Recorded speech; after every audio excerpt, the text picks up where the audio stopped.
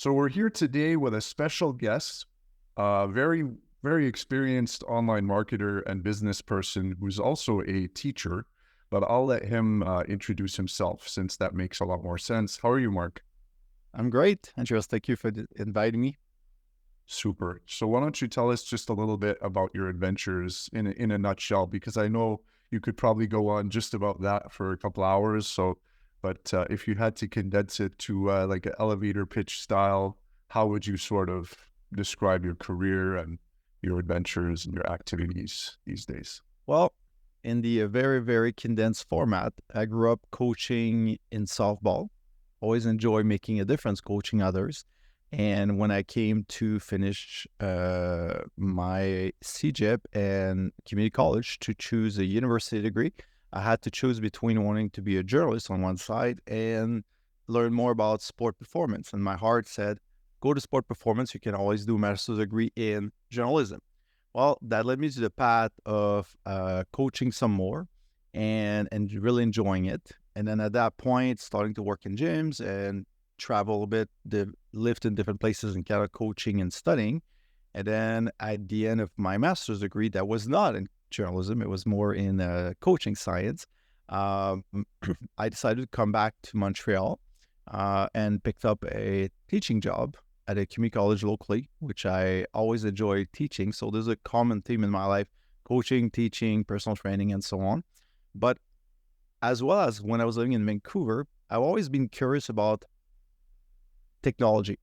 And the internet had just started a few years before, commercially speaking. And then I decided, it'd be cool to have a website for my sports and everything. So I launched a website in 2000 that catered essentially to coaches of softball, their parents, and athletes in order to improve their performance, mostly from the strength conditioning perspective. Over the years, I tweaked it a little bit, learned SEO, made it more of a commercial element. And then before I knew it, it was pretty successful. And then people starting to ask me, oh, could you do a website for me? Could you help me out? So that way I launched my first agency. And that's how we got to know each other, collaborating on many projects. And had that for a few years, sold things up eventually, had some other ventures. And then I just keep going. And right now I'm mostly involved in outside of teaching in helping sport organization with the coach education program, but also provide support services like web, graphic design, and other things that traditional digital marketing agency do. So that would be in a nutshell my condensed journey. Really cool, Mark.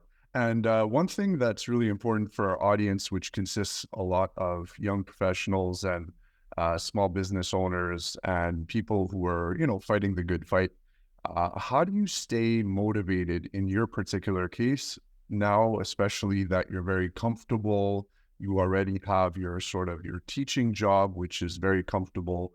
How do you make time and room in your life outside of those hours and everything to get all that other stuff that you just described done? Because I mean, the tendency is once you finish working, you get home, 5 o'clock, you put in your hours, you make a million and one excuses not to get anything else done for your plan B or your side business or your new business that you're trying to grow on the side, or your extra income stream or whatever it is. And it somehow ends up getting postponed, delayed, falling through the cracks. How do you get around that? How do you keep staying motivated? Well, to me, it's always about doing things that you enjoy.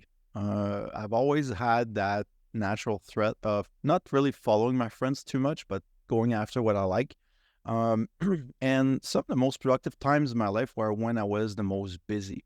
I realized that when there is limited time, you get to more things done because you have a deadline. I teach students always do things last minute because there's a deadline.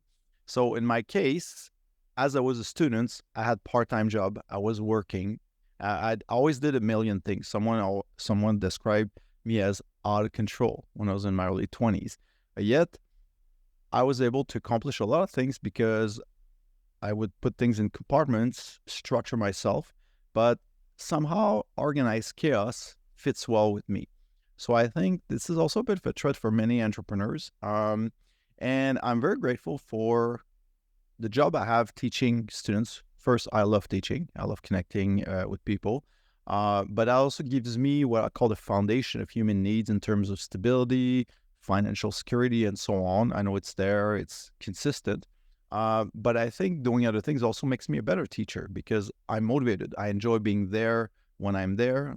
So in terms of staying motivated, I've always kind of like followed suit in terms of new opportunities, what I like, exploring, being curious. So I think it's always having something in line that makes you curious, makes you want to explore, construct, develop. That's a bit our creative needs where we like to explore new ideas, do new things. Most of the time, as human beings, when you get to a certain point, I will call it autopilot in your career and your life, that's when you get stale a little bit. And then someone once said, the day you stop growing, that's the day you stop living. So I believe that as we get a little older, it's also important that we keep dreaming, we keep having goals, we keep being ambitious, and especially with the medical technology rapidly advancing, quality of life should be good for a very long time. 70 is the new 60 in the sense that I know a lot of people in the 70s that they're not anywhere near retirement and sitting and playing cards all day or bingo, right? So I think the important thing here is to find something that lights you up. Even though there are parts of your job that often are more chores, things that you don't necessarily feel like doing, by the end of the day, if there are a few things in your life, whether it's volunteering or through business, I feel if you get fulfilled doing one thing, and it could be volunteering locally, I think that sense of fulfillment helps you be a better, more productive person in your career, in your business, and other parts of your life. That all makes a ton of sense, Mark. What would you say to somebody that's has, let's say, an idea or a passion or is very excited about something, but they're not necessarily confident that they could make money with it? What would you say to, let's say, I don't know, somebody who has a corporate job that maybe wants to become kind of somewhat of an artist? What would you say to somebody sort of trying to hash that out? Well, a lot of people feel they don't have time.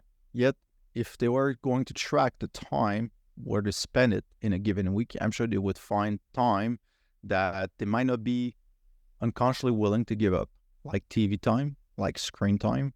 I'm guilty of watching a lot of TV, but I do it more late at night. I just kicked the TV out of my room the last 2 months because I was, getting too much learning and entertainment on YouTube and other places, and that helps my sleep. But at the end of the day, we all have 168 hours in a week. Granted, if you have a family, kids, and so on, that takes away a lot of the time that's available. But I think at the end of the day, it's to prioritize taking care of yourself physically and mentally, taking your family, making sure you have a basic living in terms of your regular job. But then there's a lot of time left. I mean, let's say you work 40 hours a week. Okay. Well, that's like 40 out of 168 hours. Let's say you sleep 8 hours. That's another, 56, 60 hours. It's like a lot of time left. Let's say you give 3 to your family a week. You take 1 hour for yourself walking, going to the gym, or relaxing. There's still time left. So someone can easily, if they want to, if they choose to, dedicate 5, 10, 15, even 20 hours a week into something that lights them up. Most of the time we do things that we feel like doing. It's what we call intrinsic motivation from within. Why people watch TV, why do they play guitar, what do they game, they do video games, why they do what they do. They do it because it makes them feel better or it's an escape for them.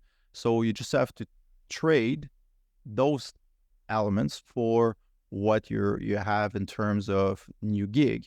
So if you protect your income by not just giving your corporate income just yet, and start building it slowly, well, if you fall on your face and it doesn't work, it's an experience, it's a lesson that you can learn from, but you haven't lost everything. So they often say, before you should quit your full-time job, you should have replace at least 2/3 to ideally the same amount of income, but also have a bit of a fund, a buffer, maybe a 6-month living expenses on the side if things don't go your way. And you can always keep it in with, depending of your job you have, if someone works in construction, there's always needs for a construction worker. You can, become a fill-in, a replacement 2 or 3 days a week. You can lower your hours. I know colleagues in the teaching space that they don't want a full-time anymore. They do a reduced workload. They work 3 days a week. So there's a lot of opportunities for people that want to work with certain set of skills, to find a balance between that stability and the thrill of building something for yourself. Makes a lot of sense, Mark, what you're saying. So to sum it up, for somebody who, let's say, is a little bit reluctant and not maybe very confident that they could replace their full income based on maybe the nature of the industry, or something like that, what would you say to that person? Would you encourage them to maybe take baby steps towards their goal and try and generate some income, and then that'll maybe build some confidence, and then they can maybe push a little bit harder? How would you get through that hurdle of even taking the first steps? Because I know a lot of people that have, ideas or passions outside of their main bread and butter of 9 to 5 or any kind of corporate job or something like that. And they're not even willing, they're almost afraid to even invest themselves in any way, maybe due to fear of failure, maybe due to lack of confidence or ideas on what the first step would be, or just seeing it as such a big mountain and so far away, far-fetched that they could even ever dream of making, the same amount of income they get from, let's say, some executive job or something like that. How would you get them on track to just get those first few things done that they need to sort of get done? I think one of the biggest obstacles for people to get started is the idea that it has to be perfect from the start. Perfectionism is not your friend in entrepreneurial spirit. When you want to start as an entrepreneur, we often have the terms that's called, paralysis by analysis, where people try to make it perfect to start. You don't need a fancy business card. You don't need a crazy good website. You don't need, there's enough free tools today. You just slap something together. Good enough is good enough. It's a lesson I've learned from a long-time marketer.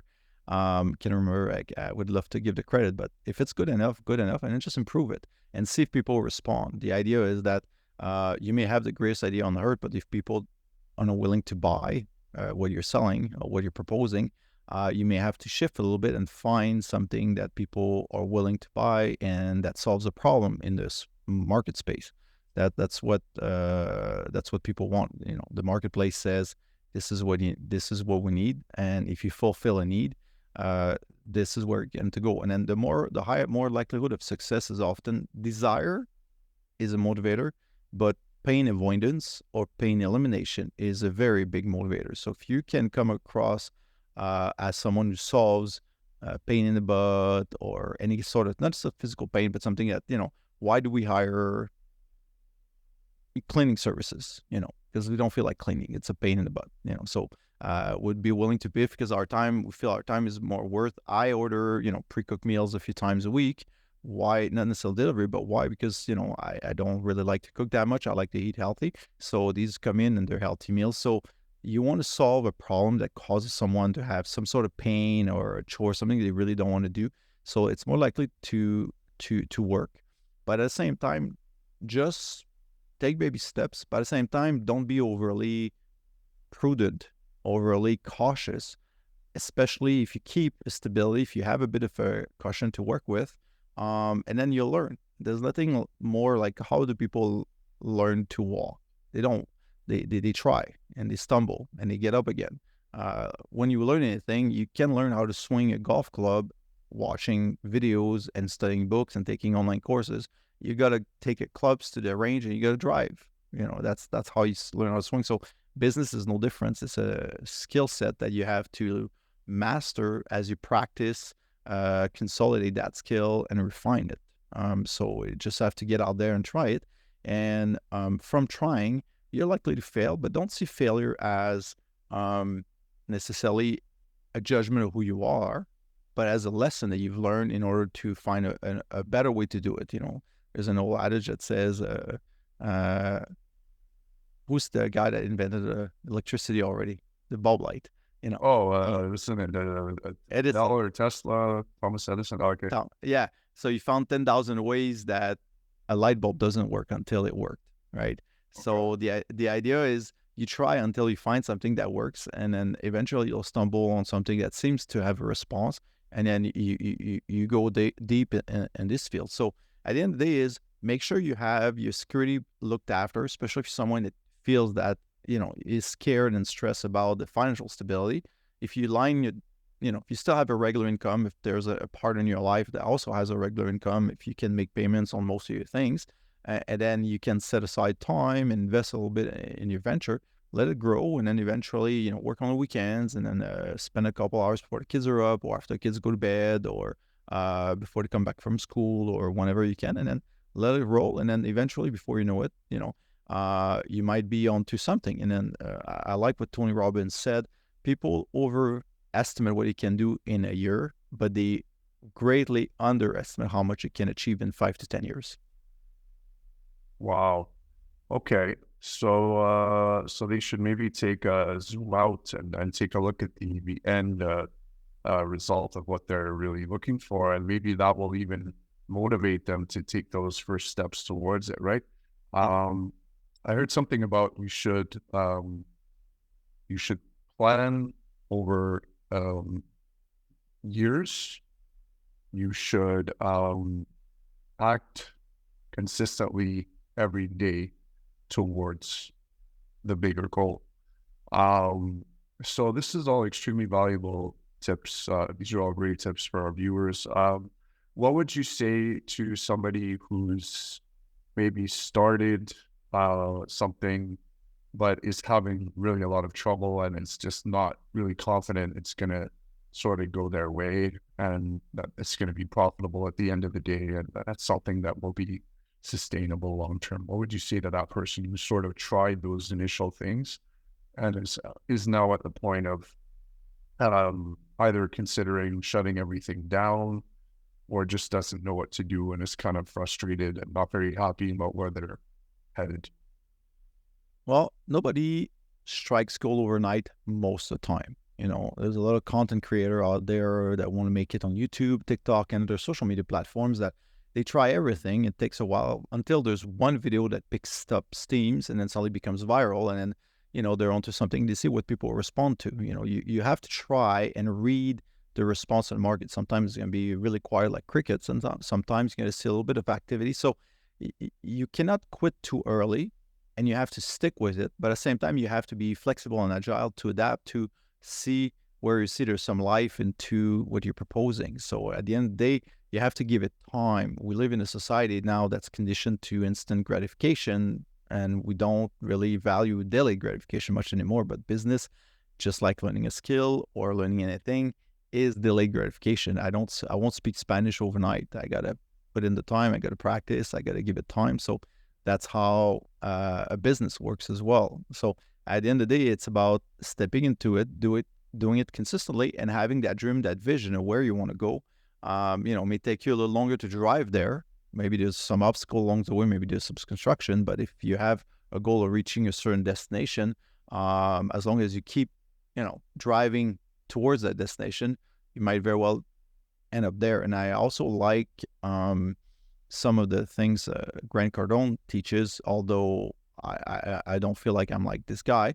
But one of the things is aim big. And even if you accomplish 50% of your huge, big goals that scares you, that's pretty good success, right? So he often teaches to set goals that scares you in the sense that it doesn't make sense. It's way too high. It's way too...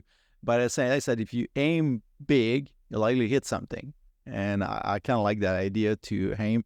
I've always been more on the cautious side, to be honest, on my end. So that's why having a steady, quote unquote, day job that I love, though, but it gives me a bit of flexibility. A lot of people, how do you handle everything? Well, like it's Sunday today, and I'm going to it's the end of the semester, and I've spent a big part of the day grading.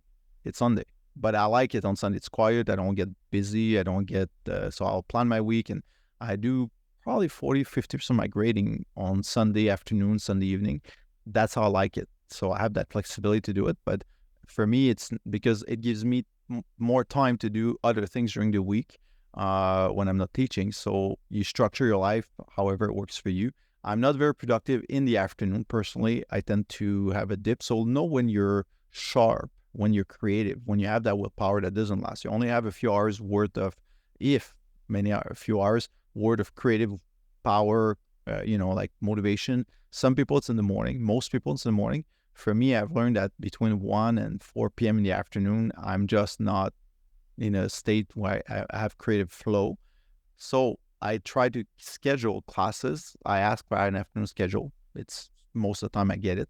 But when I'm with people and teaching in the afternoon, I don't feel that dip. However, if I'm sitting at a desk or I'm trying to come up with something, I'm not sharp. And during the pandemic where we're locked up, I really felt it. In the morning until 1, I was like sharp. And then around 4, 5, 6 p.m. until about 10, I was sharp again. So I'm now trying to leverage my creative flow whenever I have it. And there's days that just won't go, you're not into it. So just give up and then take advantage of it when you have it. Sometimes I'll never tell people sacrifice sleep because I teach that for a living.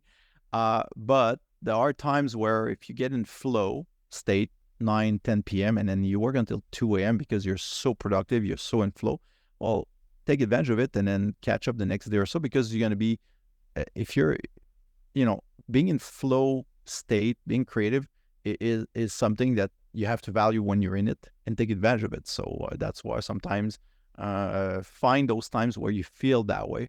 That will leverage a lot more of your creative power and then more likely to be successful if you leverage it. I love it. I love it. It makes total sense to know the moments of the day when you're at your most productive, and when you're in the zone or in the flow, as you said. I mean, you gotta just ride that and maximize that, because you're gonna have the opposite too. You're gonna have moments where you're just like, it ain't happening, writer's block, whatever it is, you're gonna get stuck. So whenever it's flowing really easily, that's when it's time to keep mining that gold and getting everything done to the best of your abilities.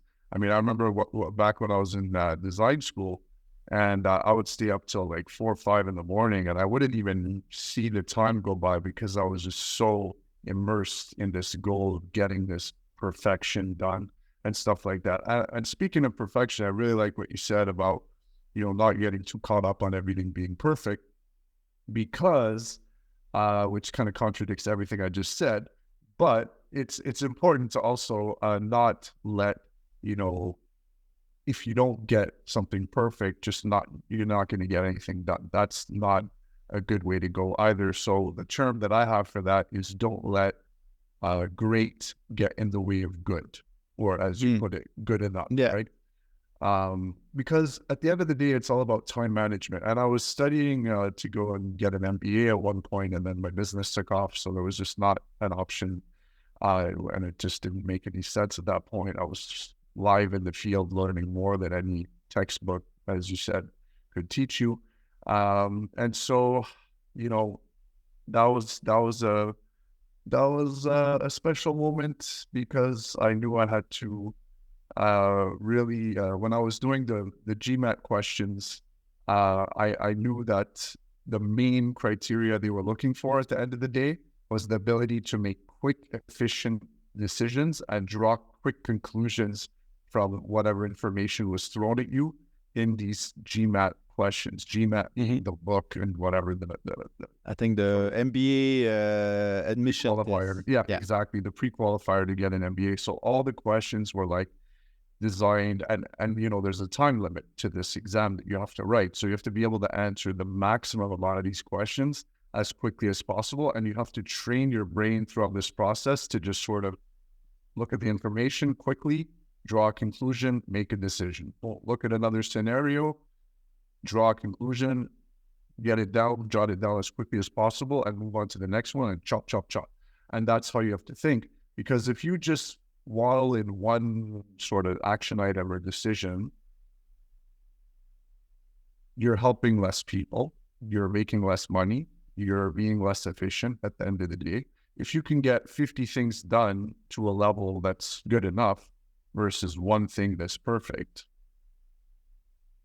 who's winning? You know what I mean? So we have to really be conscious of that. And then, of course, again, like you said, the times of the day particularly is a very good thing to look at. And like you said, I'm very productive in the morning as well. I find that the morning is also my most productive time. I think it does apply to, most people, like you said. And I think it's very important to figure that one out, because you're going to have a few rare people, maybe not so rare, that are not at all productive in the morning, or just not morning people, and their brain doesn't sort of, turn on until maybe the afternoon or the evening. And there's, those midnight owls that are the best of the best at 2 o'clock in the morning. And maybe they are not suited to do a 9 to 5. Maybe that's why they've been struggling with their career. Maybe that's why they're not happy with their work, which is set up for them during the day or something like that. So it's very important to sort of know this about yourself, and just generally to know yourself. That old ancient Greek time expression is know thyself, which is really to have a good understanding of, who you are, what your capacity is, what your potential is, what you're good at. And just really just that will help you a lot in life. So in terms of time management, but in terms of other things as well. Are you more technical oriented? Are you more creative oriented? Are you more people oriented? Do you want to have nothing to do with people and be put in a corner and just be super independent about what you're doing?